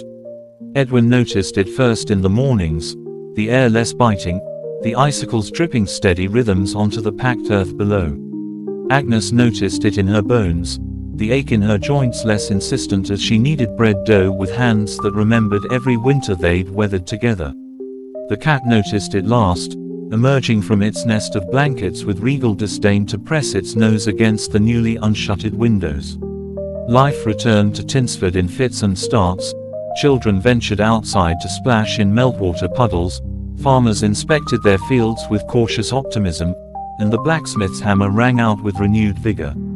Edwin resumed his place on the bench outside the sleeping hare, though now he needed Agnes's help to move it from its winter storage, a fact neither acknowledged aloud, just as neither acknowledged the extra cushion she'd begun leaving there for him. The first travelers of spring brought news from beyond the valley, but Edwin found himself less interested in distant happenings than in the way the sunlight caught the silver in Agnes's hair as she poured ale, or how the cat stretched luxuriously in patches of warm floorboard near the hearth.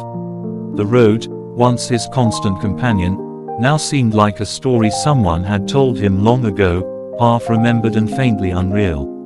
Chapter 54. Spring blossomed with a quiet persistence that mirrored Edwin's own existence.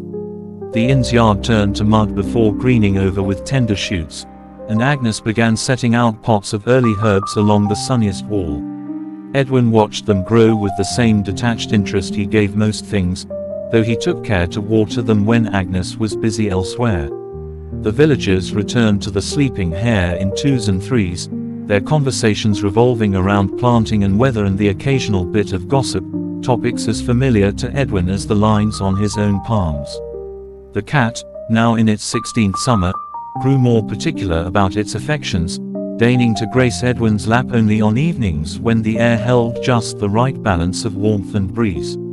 Agnes's reading selections shifted from winter tales to pastoral poems, though she still paused occasionally to explain some reference Edwin wouldn't know, not that he'd asked, but she seemed to sense his quiet curiosity all the same. On rainy afternoons, when the common room stood empty, they would sometimes play at dice using a set carved from bones so old the pips had worn smooth. Neither kept score, and the games often trailed off into comfortable silence as the rain drummed against the thatch overhead. Edwin couldn't remember when he'd last felt so at peace with stillness. Chapter 55. Midsummer arrived with a heat that clung to everything, the linen sheets on the guest beds, the wooden tankards behind the counter, even the cat's fur as it sprawled panting in the scant shade of the herb garden. Edwin took to rising before dawn to complete his chores, the morning air cool against his skin as he hauled water and split kindling. Agnes slept later these days, her breathing deep and even behind the thin curtain separating her alcove from the common room, and Edwin moved quietly so as not to disturb her. The rhythm of the days had settled into something profoundly unremarkable.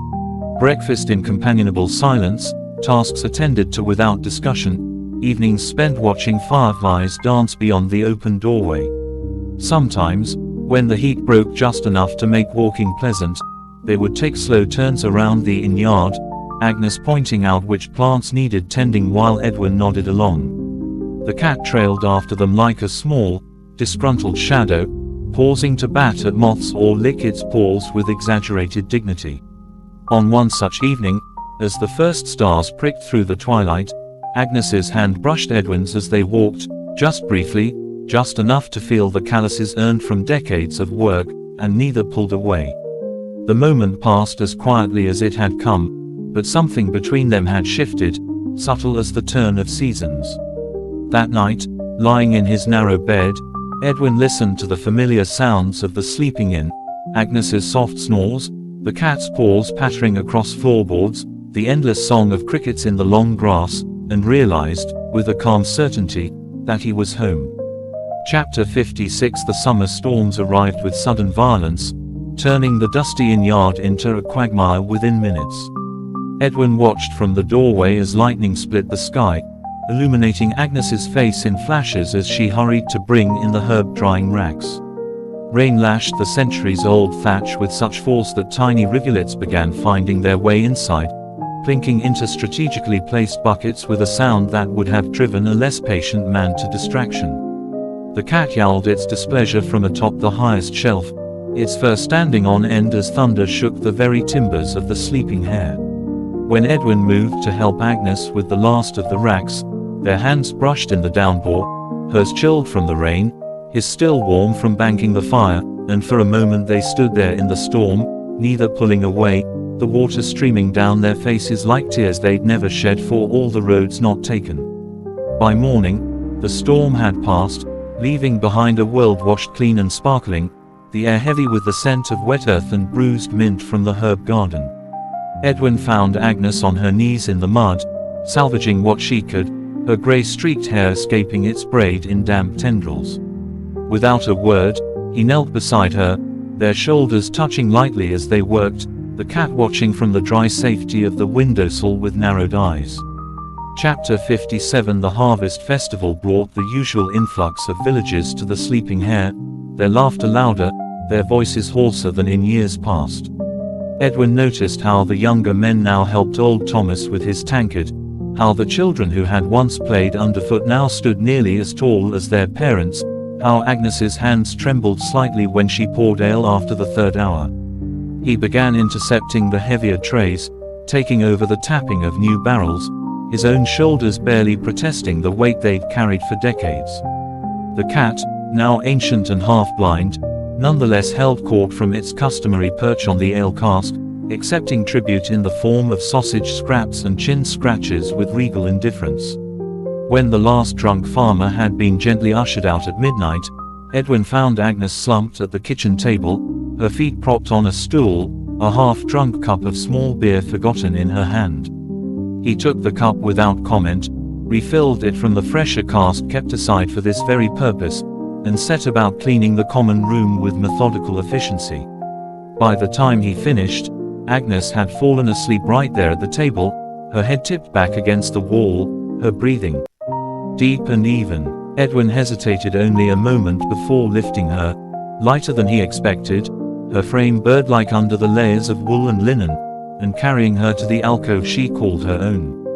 As he turned to go, her hand caught his wrist with surprising strength, her eyes still closed as she murmured something that might have been, "Stay," or, "Thanks," or perhaps just his name. He stood there in the dark until her grip relaxed, until her breathing deepened again, then tucked the blanket more securely around her shoulders and retreated to his own narrow bed, his heart pounding in a way that had nothing to do with the exertion of lifting her slight weight. Chapter 58. Autumn painted the oak tree behind the inn in fiery hues, its leaves drifting down to carpet the ground in crimson and gold. Edwin raked them into piles with slow, deliberate strokes, his back protesting less this year than last, perhaps because Agnes had taken to adding a particular blend of herbs to his evening tea, or perhaps because he'd finally learned not to overexert himself in the first chill days of the season. The cat, now too stiff to climb, supervised from a nest of blankets on the bench, its one good eye following Edwin's movements with lazy interest. Inside, Agnes was putting up the last of the season's apples, the kitchen filled with the sweet sharp scent of cooking fruit and cinnamon. When Edwin entered, sweaty and leaf-strewn, she wordlessly pushed a mug of cider toward him, their fingers brushing in the exchange, her touch as warm as the mug in his hands. They drank in companionable silence, watching through the warped glass as the afternoon light gilded the remaining leaves, as the first geese arrowed south across the sky. Later, when the preserves were sealed and the kitchen scrubbed clean, Edwin found the cat had migrated to his lap, its purr rattling like a rusty hinge, while Agnes read aloud by the fire. Her voice, roughened by years of calling orders across crowded rooms, nonetheless held a rhythm as comforting as the crackle of the flames, a rhythm that eased the last of the tension from Edwin's shoulders, that made the shadows in the corners seem less like darkness and more like places where the light simply chose not to reach. Chapter 59. The first frost came early, silvering the inn-yard overnight, making the wooden steps slick underfoot. Edwin rose before dawn to scatter ashes for traction, his breath pluming in the pre-dawn hush. Inside, Agnes was already stirring the porridge, the firelight catching the new streaks of silver in her hair, turning them to threads of molten gold. They ate in the usual silence, but it was a silence filled with small comforts, the way Edwin automatically reached to steady the teapot when Agnes's grip faltered, the way Agnes nudged the honey closer to Edwin's bowl without being asked. The cat, sensing winter's approach, had taken to sleeping curled against Edwin's feet at night, its once luxuriant fur now patchy with age but its purr as loud as ever. When the first snowflakes began drifting down at midday, Edwin and Agnes worked together to shutter the windows and bank the fires, their movements so synchronized they might have been performing a dance learned over decades. That evening, as the wind howled around the eaves, Agnes produced a worn deck of cards from some hidden nook and dealt out a game neither of them quite remembered the rules to. They made up new ones as they went along, the cat watching disdainfully from its cushion by the fire, until Agnes yawned so widely her jaw cracked and Edwin gathered up the cards with a quiet chuckle, a sound that still surprised him coming from his own mouth. That night, as the cold seeped through the walls and the snow piled ever deeper outside, Edwin lay awake listening to the familiar symphony of the sleeping inn, the creak of timbers, the whisper of embers, the cat's wheezing snores, and realized with quiet wonder that this, here, now, was the only place he'd ever truly belonged. Chapter 60. Midwinter's Eve found the sleeping hare buried to the windowsills, the village beyond invisible beneath drifts taller than a man. Edwin and Agnes had spent the morning digging a path to the woodpile, their labored breaths hanging between them in the crystalline air, their mittened hands brushing occasionally as they passed chunks of firewood along the human chain they'd formed. Now, in the blue hour before dusk, the inn glowed golden against the white world outside, its windows steamed from the combined heat of the kitchen and the press of bodies within. Every villager who could walk had come for the traditional midwinter feast, their voices raised in songs whose words had blurred and changed over generations until no two people sang them quite the same. Edwin moved through the crowd with a pitcher of mulled cider, topping up mugs without being asked, his free hand hovering at Agnes's elbow whenever she reached for another platter from the overburdened table. The cat, ancient and half-deaf but still regal, held court from its cushion by the hearth, accepting offerings of fish and cream with dignified nods. When the singing gave way to storytelling, when the children had been put to bed in whatever corners would hold them, when the oldest villagers began recounting tales that made the younger ones roll their eyes, Edwin found himself standing beside Agnes at the back of the room, their shoulders touching, their hands brushing occasionally in the dim light. No one remarked on it, just as no one remarked on how Edwin's bedroll had migrated to the floor beside Agnes's alcove on the coldest nights, or how Agnes always seemed to know when Edwin's old injury was paining him, or how the cat divided its time equally between them now, as if they were two halves of the same whole. Outside, the snow continued to fall, blanketing the road Edwin had once traveled, covering the past as thoroughly as it covered the frozen fields. But inside the sleeping hare, surrounded by the warmth of the fire and the weight of the cat on his feet and Agnes's quiet presence at his side, Edwin found he didn't miss the road at all. Chapter 61. The deep winter settled into the bones of the sleeping hare, frosting the insides of the windows with delicate lace patterns that melted and reformed with each breath of the fire. Edwin found himself rising later these mornings, his joints stiff with cold despite the extra blankets Agnes had piled on his bedroll. The cat, now nearly toothless, nonetheless supervised his morning routine from atop the woodpile, its tail twitching in disapproval whenever Edwin paused to stretch his aching back. Downstairs, Agnes was already stirring a pot of porridge thick with dried apples and the last of the autumn honey, her movements slower than they'd once been but no less precise.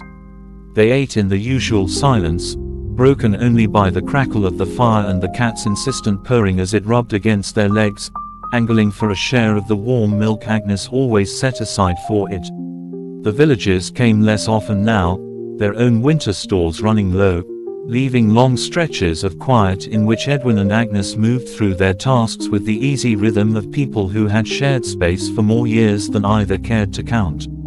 When the wind howled particularly fierce around the eaves, Agnes would sometimes reach across the table to adjust Edwin's grip on his darning needle, her fingers lingering just a moment longer than necessary, and Edwin would nod his thanks, the words sticking in his throat as they always had.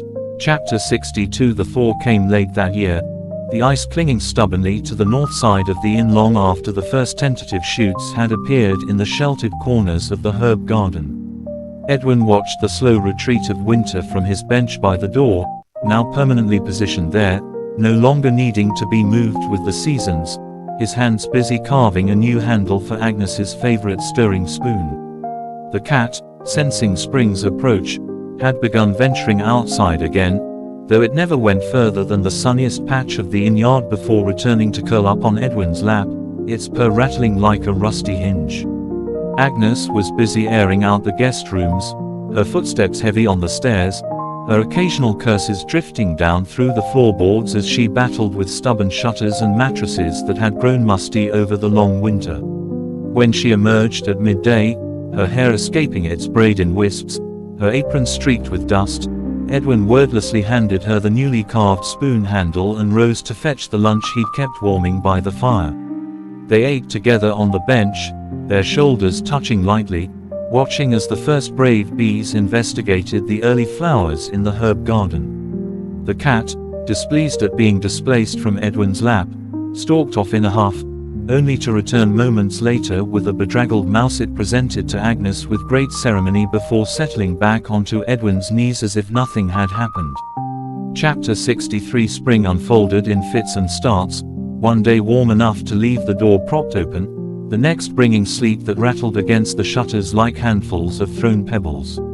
Edwin took to wearing his patched vest over his thicker shirt, then under it, then abandoning it altogether as the weather vacillated. Agnes, meanwhile, began her annual battle with the herb garden, muttering dire threats at the weeds that had taken advantage of her winter absence, her hands moving with the same surety they'd always possessed despite the new stiffness in her fingers. The cat divided its time between supervising her efforts and napping in the thin sunlight that filtered through Edwin's favorite window, its once glossy coat now dull with age but its purr as loud as ever. The first travelers of the season brought news from beyond the valley, of roads washed out by spring floods, of a new lord at the distant castle, of rumors of war in lands so far away they might as well have been stories, but Edwin found himself less interested in these tales than in the way Agnes's face lit up when she discovered the first green shoots of mint pushing through the damp earth, or how the cat still managed to catch the occasional mouse despite its failing eyesight. Life at the Sleeping Hare had settled into a rhythm as comforting as it was unremarkable, each day much like the last, each season following the one before with the inevitability of sunrise. Chapter 64. Midsummer's heat pressed down on the village like a physical weight, turning the common room of the Sleeping Hare into an oven despite the open windows and doors. Edwin and Agnes took to rising before dawn to complete their chores, working in companionable silence as the sky lightened from indigo to pale gold.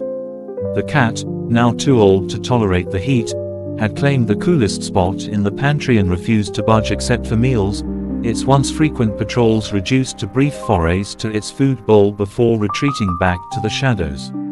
The villagers came to the inn less for ale and more for the small beer Agnes brewed specially for summer, its lightness a welcome relief from the usual heavy brews. Edwin found himself studying their faces more closely these days, noting how the children he'd once seen playing in the yard were now parents themselves, how the elders moved more slowly each year, how even Agnes's laughter lines had deepened into something more permanent. Time, it seemed, was passing not just for him but for everyone, its march as inexorable as the turning of the seasons. One particularly sweltering evening, when the fireflies danced in the humid air and the cat had deigned to join them on the bench outside, Agnes reached over and took Edwin's hand in hers, their calluses fitting together like pieces of a puzzle neither had known they were solving. They sat there in the gathering dark, not speaking, not needing to, the cat purring at their feet as the first stars blinked into existence overhead.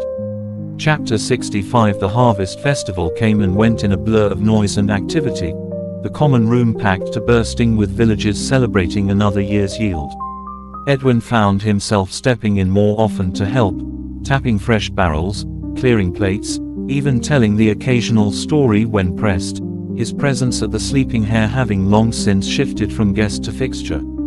The cat, ancient and half-deaf but still regal, held court from its cushion by the hearth, accepting offerings of fish and cream with dignified nods.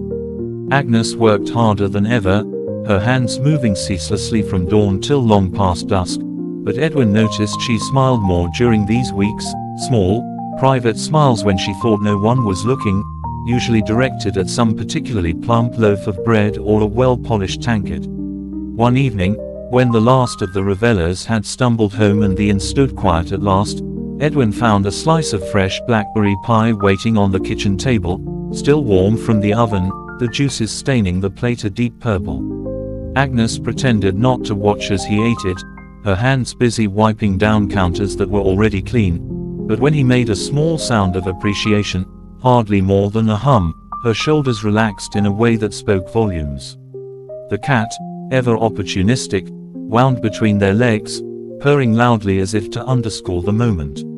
Later, as they prepared for bed, Agnes paused outside her alcove, her hand resting lightly on Edwin's arm. "You'll stay?" she asked, her voice barely above a whisper, and Edwin, who had never been able to refuse her anything, simply nodded and followed her inside, the cat trailing after them with an air of long-suffering patience. Outside, the first leaves of autumn drifted down from the oak tree, settling gently on the packed earth of the inn yard, but inside the Sleeping Hare, all was warmth and quiet contentment. Chapter 66. The autumn rains arrived with a persistence that soaked through even the thickest wool cloaks, turning the inn yard into a quagmire of mud and flattened grass.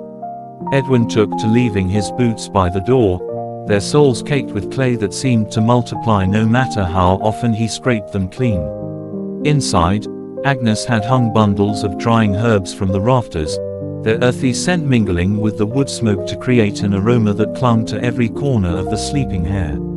The cat, now too stiff to jump, yowled imperiously until Edwin lifted it onto the window ledge each morning, where it could watch the rain sheet across the village with regal disdain.